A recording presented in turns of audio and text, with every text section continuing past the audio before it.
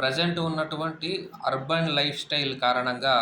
భారతదేశంలో సుమారు 2,80,00,000 మంది జంటలు సంతానలేమితోటి బాధపడుతున్నారని, వారిలో 10-15 లక్షల మంది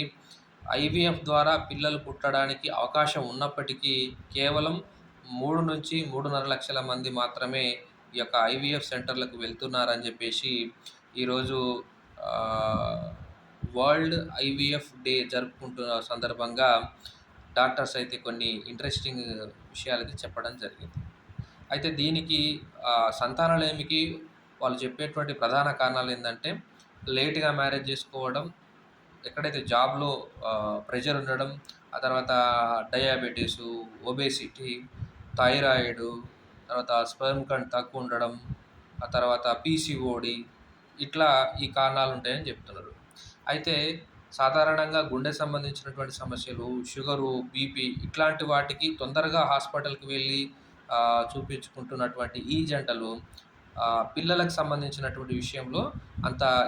ఈజీగా తొందరగా రెస్పాండ్ అయ్యి హాస్పిటల్‌కి వెళ్ళడం లేదని చెప్పేసి కూడా ఈ డాక్టర్స్ అయితే చెప్పడం జరుగుతుంది. అయితే మామూలుగా మహిళలకు 35 సంవత్సరాలు దాటిన తర్వాత సంతానోత్పత్తి సామర్థ్యం అయితే తగ్గుతుందని చెప్పేసి, అయితే 35 సంవత్సరాల లోపైతే ఒక సంవత్సరం పాటు పిల్లల కోసం ప్రయత్నం చేయడం, తర్వాత 30 సంవత్సరాల తర్వాత 6 నెలల వరకు పిల్లల కోసం ట్రై చేసినా గానీ, ఒకవేళ పిల్లలు గనక కలగకపోతే వీలైనంత త్వరగా హాస్పిటల్‌కైతే ఫెర్టిలిటీ సెంటర్‌కైతే వెళ్ళాలని చెప్పేసి డాక్టర్ శిల్పా గారైతే